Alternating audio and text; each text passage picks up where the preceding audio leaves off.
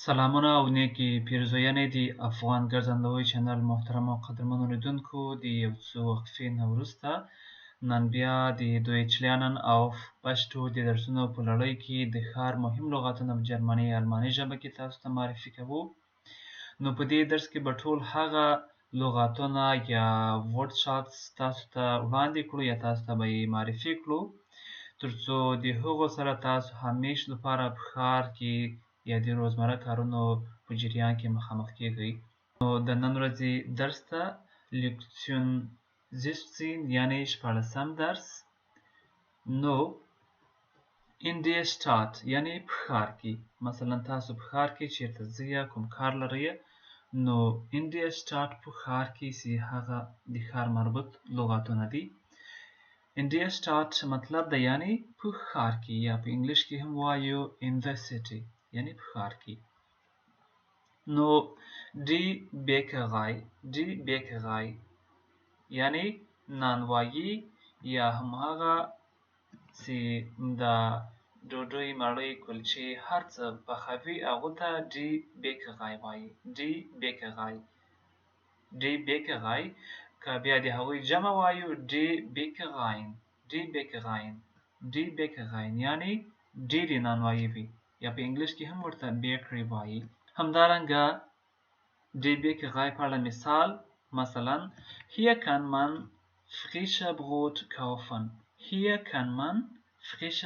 Brot kaufen یعنی دلته یو څوک کولی شي تازه ډوډۍ یا مړۍ واخلي. hier kann man frisches Brot kaufen یا هم په انګلیش کې ویل کېږي here one can buy fresh bread یعنی دلته کولی شي چې یو څوک کوم یو ډوډۍ واخلي، کلچې واخلي، یا هر هغه څه چې په نانوایي پورې مربوط وي هغه دلته په die Bäckerei کې موندلی شي.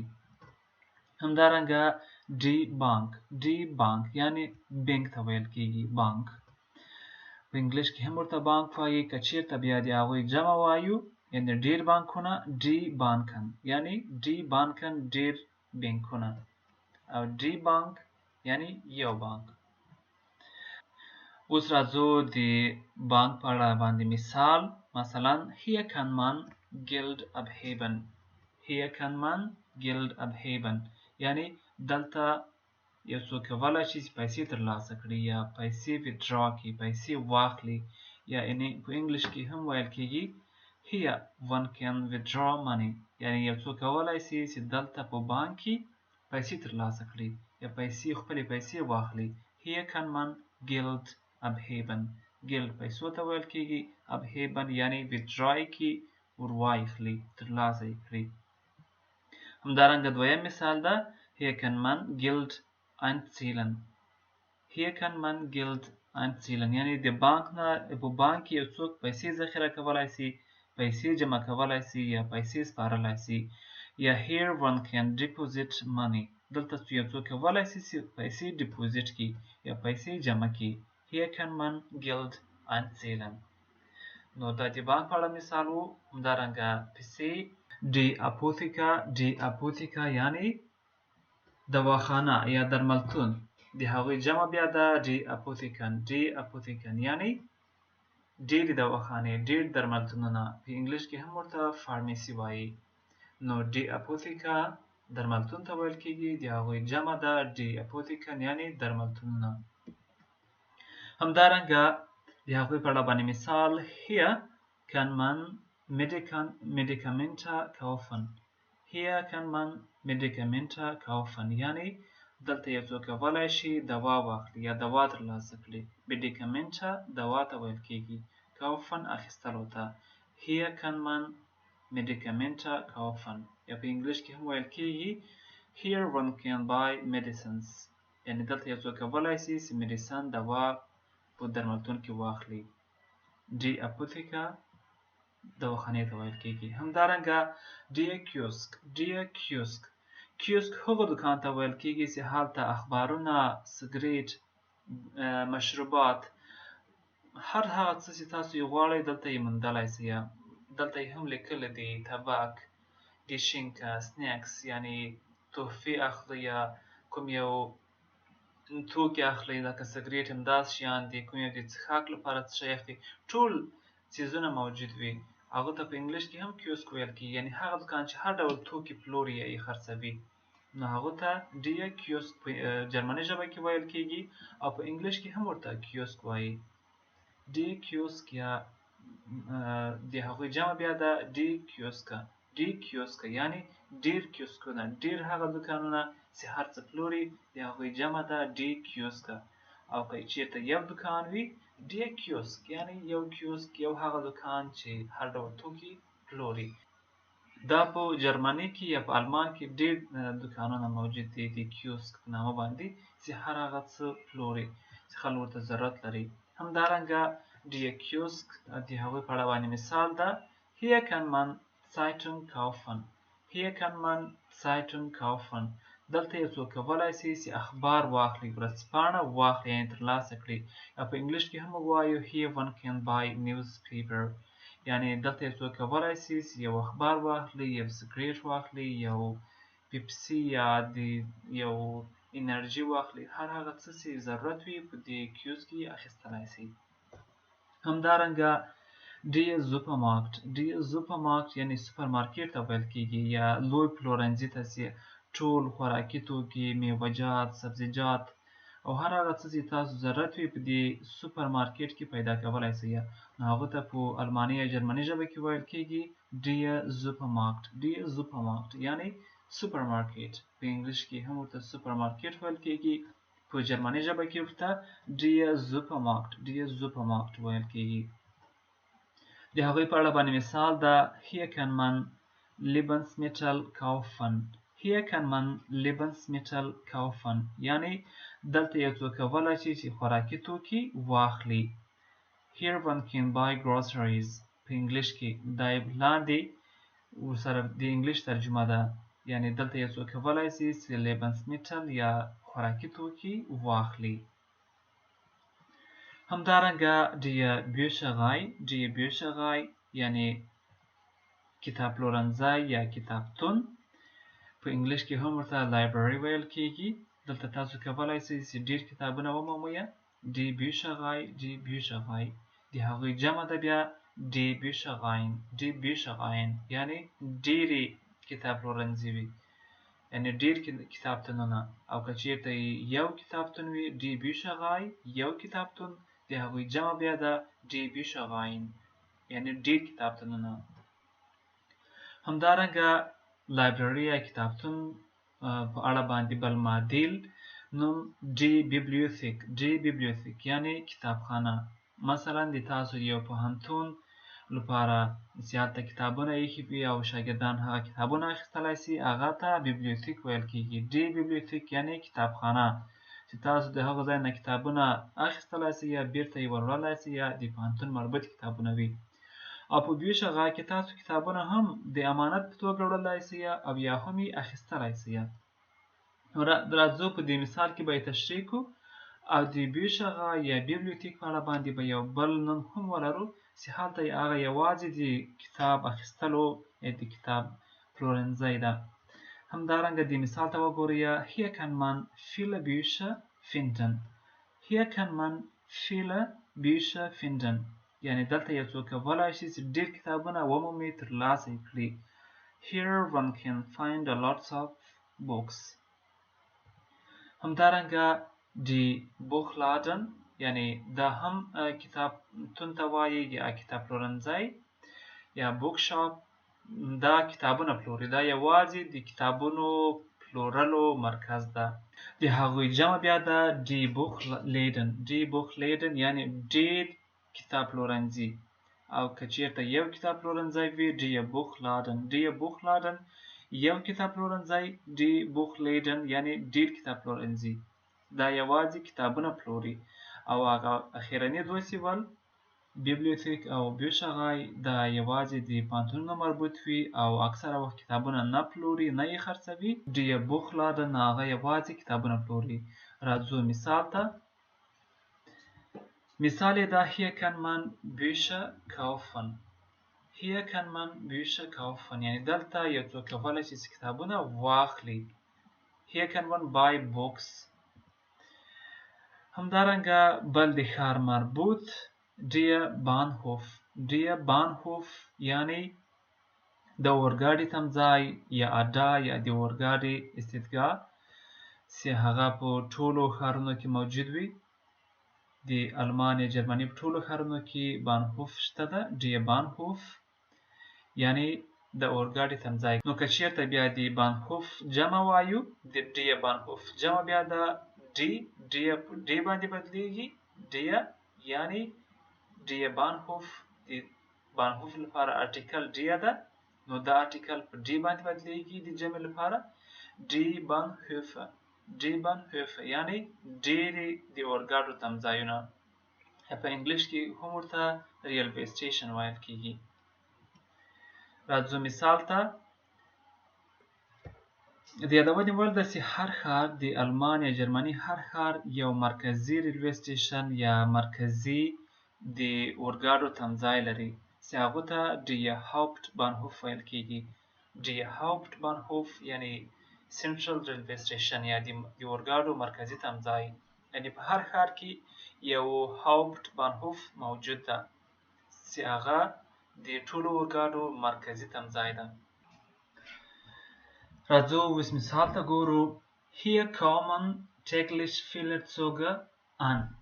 Hier kommen täglich viele Züge an یعنی دلته په ورځني ډول ډېر اورګاډي راځي. چېرته؟ der Hauptbahnhof ته. او دا یې هم په لاندني هایلایټ کې ورسره د انګلیش ترجمه.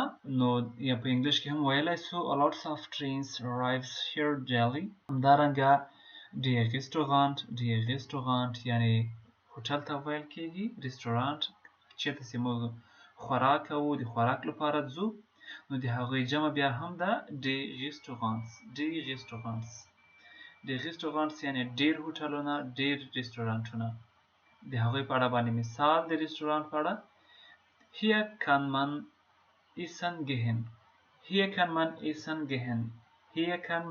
essen gehen یعنی دلته یو څوک کولی شي خوراک ته لاړ شي، یعنی د خوراک لپاره څوک رستورانت ته ځي. دا یې هم په انګلیش باندې ترجمه ده. همدارنګه das Hotel یعنی هوټل ته ویل کېږي. دا هم هوټل ده، ولې دا د خوراک لپاره نه ده. خوراک نه ته کولی شي خوراک وکړي، خو اصلا مطلب یې د یوازې د شپې تېرولو یا د شپې کولو لپاره ده. دا رستورانت د خوراک کولو لپاره ده چې هلته یو څوک کولی شي خوراک وکوي. په هوټل کې ته عیناً خوراک هم کولی شي، خو ویده کېدلی یا شپه هم هلته کولی شي. نو das هوټل ته ویل کېږي. د هغو جمع ده die Hotels یعنی هوټلونه. ارټیکل das ارټیکل په ډي باندې بدلیږي او د هوټل سره یو اس یو ځای کېږي. die Hotels یعنی ډېر هوټلونه.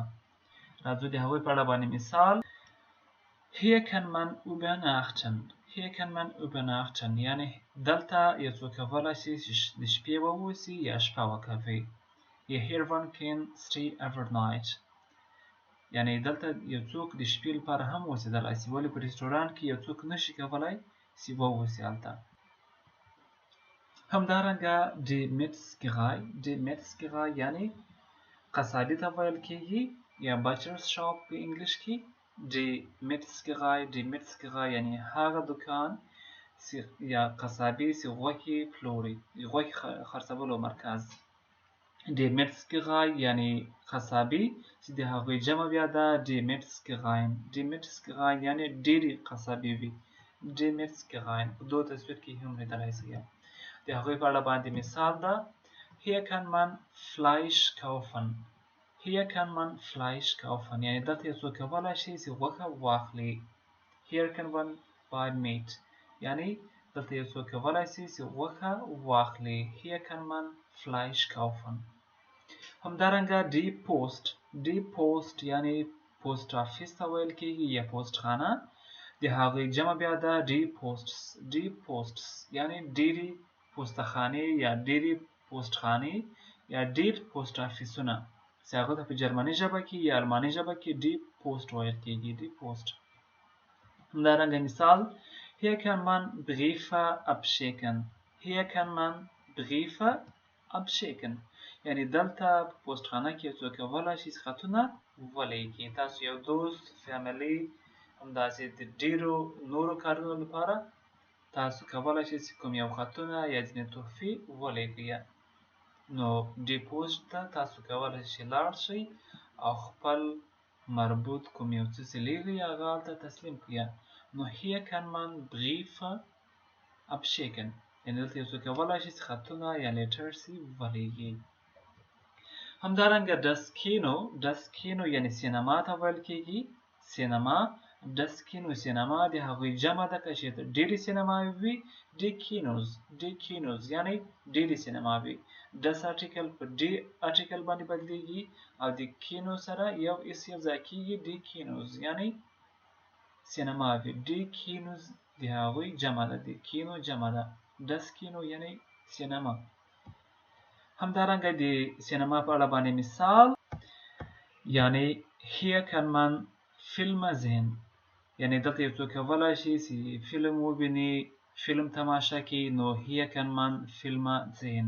دا په جرمني ژبه باندې ده. نو لاندنۍ ورسره د انګلیش ترجمه هم موجوده ده. که چېرته څوک په پښتو ژبه باندې صحیح نه پوهېږي یا اخذ نشي ځینې کولی، نو کولی شي چې د انګلیش ترجمې ته یې مراجعه وکوي.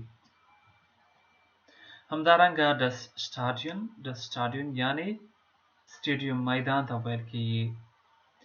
نو د هغوی جمع بیا ده die Stadien یعنې ډېر میدانونه، ډېر سټیډیومونه. نو راځو د das Stadion مربوط مثال ته. hier kann man Fußballspiele sehen. یعنې دلته یو څوک کولی شي د فوټبال لوبه وګوري یا د فوټبال لوبه وویني. یا هم په انګلیش سره هم here one can see football matches. یعنې دلته یو څوک کولی شي چې د فوټبال لوبه وویني. تاسو کولی شئ چې نور مثالونه هم جوړ کړئ په دې اړه باندې. hier kann man Fußballspiele sehen. یعنې دلته یو څوک کولی شي د فوټبال لوبه وګوري په das Stadion کې. همدارنګه das Theater یعنې تیاتر ته ویل کېږي. چېرته کوم یو چې د ډرامې کتلو لپاره یا د ډرامې فلمونو د لیدلو لپاره خلک هلته ځي.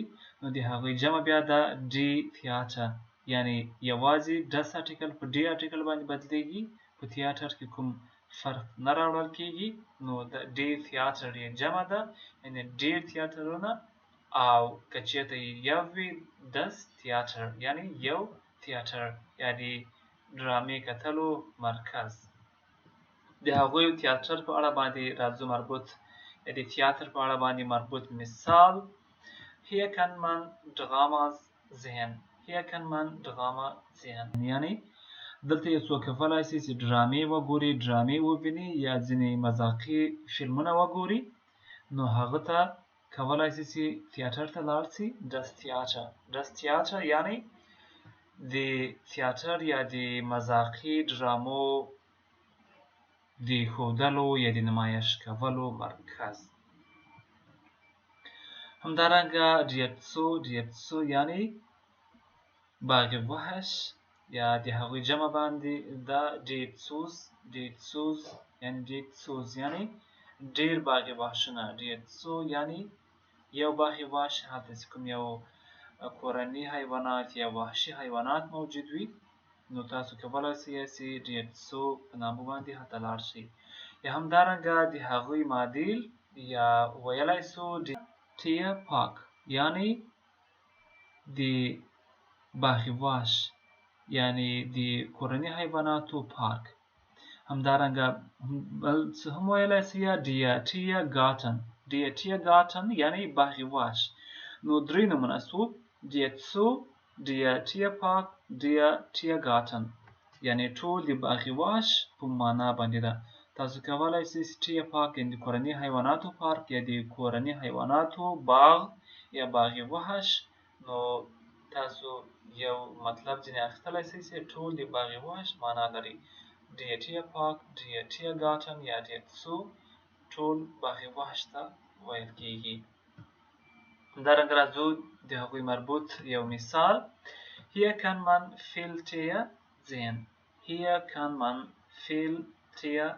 یعنې دلته یو څوک کولی شي چې ډېر کورني حیوانات یا حیوانات وویني. نو تاسو کولی شئ دلته ډیر مثالونه جوړ کړئ یا here can one see a lots of animals. نو دلته یو څوک کولی شي چې ډیر حیوانات وویني چې هغه کورني حیوانات وي، وحشي حیوانات وي، پرندګان وي، همداسې ځینې د مختلف مرغان وي، هر څه کولی شي چې باغ واش کې وویني. نو hier kann man viel Tiere sehen، یعنې دلته یو څوک کولی شي چې ډیر کورني حیوانات وویني. Tier oder Tiere دواړه صحیح دي، کوم مشکل نشته. کورني حیواناتو ته ویل کېږي Tiere یا Tier.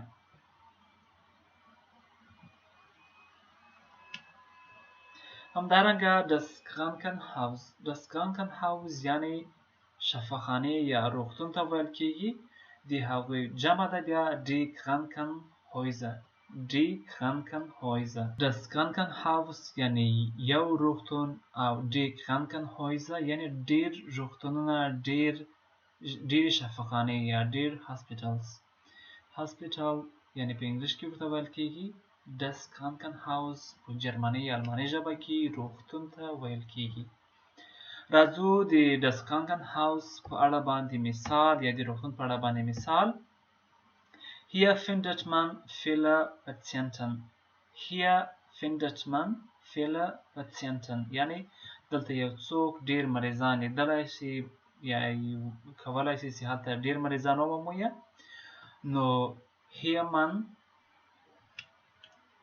Hier findet man viele Patienten یعنې دلته یو څوک ډیر مریضان لیدلی شي، حتما په روغتون کې مریضان موجود وي. نو راځو بل ته die Blumenladen. die Blumenladen یعنې د ګل پلورنځي یا هغه دکان یا هغه مرکز یا سنټر کوم یو چې ګلونه پلوري، ګلونه خرڅوي، نو هغو ته die Blumenladen ویل کېږي. die Blumenladen د هغوی جمع باید ده die Blumenläden. die Blumenläden یعنې ډیر ګل پلورنځي وي، ډیر هغه مرکزونه چې ګلونه پلوري هغو ته بیا die Blumenläden ویل کېږي. یا په انګلیش کې هم ورته flower shop. flower shop یعنې د ګلانو دکان، هغه دکان چې ګلونه پلوري، نو هغو ته په جرمني یا الماني ژبه کې die Blumenladen چې یو دکان وي د هغوی جمع بیا ده die Blumenläden. همدارنګه د هغوی مثال Hier kann man Blumen kaufen. Hier kann man Blumen kaufen. Hier kann man Blumen kaufen یعنې دلته یو څوک کولی شي چې ګلونه واخلي، ګلونه ترلاسه کړي. همدارنګه der Flughafen. der Flughafen یعنې هوایي ډګر یا هوایي میدان ته ویل کېږي der Flughafen یا airport په انګلیش کې ورته ویل کېږي. یعنې دا هوایي ډګرونو ته ویل کېږي der Flughafen او der Flughafen یو هوایي ډګر یا هوایي میدان ته ویل کېږي. راځو د هوایي ډګر یا د der Flughafen په اړه باندې مربوط مثال. Hier sieht man viele Flugzeuge. Hier sieht man viele Flugzeuge. زه ډیر سوکه ډول سره یا په آهسته توګه سره تکراروم. زه یې څو ځله تکراروم او په ډیرو مواردو کې په ډیره قراري سره وایم.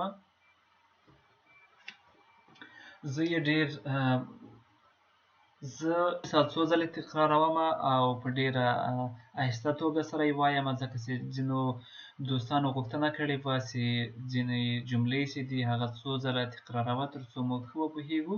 نو په دې خاطر باندې زه څو ځله وایم Hier sieht man viele Flugzeuge یعنې دلته یو څوک کولی شي چې ډیرې طیارې یا الوتکې وویني. نو راځو ورپسې der Park. der Park یا der Park. der Park یا der Park د هغوی جمع بیا ده die Parks. die Parks یعنې ډیر پارکونه یا د تفریح ځایونه یا پارکونه، په انګلیش کې هم ورته پارک ویل کېږي. نو د هغوی مثال ده Hier kann man spazieren gehen.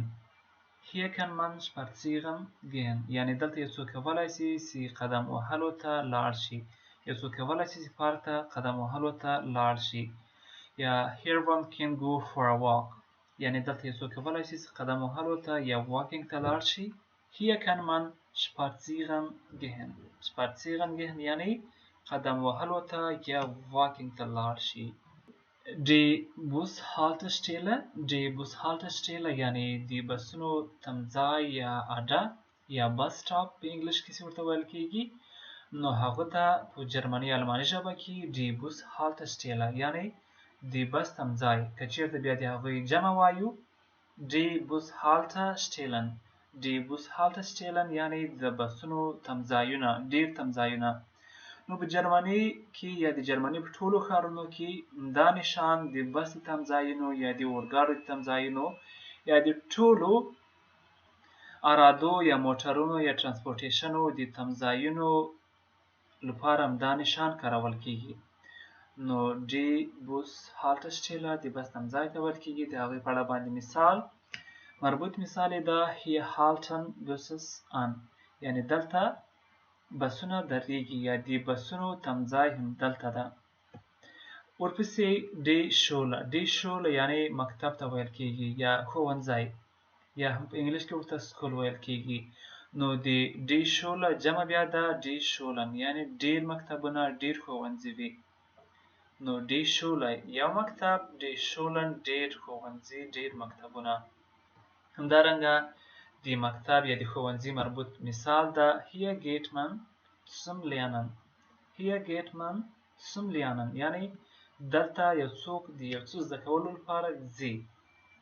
Hier geht man zum Lernen یعنی دلته یو څوک د یو څه زده کولو لپاره ځي. په لاندې هایلایټ کې تاسو د انګلیش ترجمه هم کتلی شئ. Die Universität Die Universität یعنی پوهنتون یا دانشګاه ته یا په انګلیش کې هم ورته یونیورسيټي ویل کیږي. نو Die Universität پوهنتون ته ویل کیږي یا دانشګاه.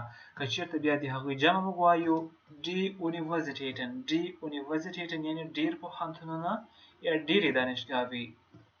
نو Die Universität یو پوهنتون Die Universitäten یعنی ډیر پوهنتونونه یا ډیرې دانشګاهوي. په دې بیلټ کې هم تاسو لیدلی شئ Universität Stuttgart یعنی د سټوتګارت یونیورسيټي یا د سټوتګارت پوهنتون.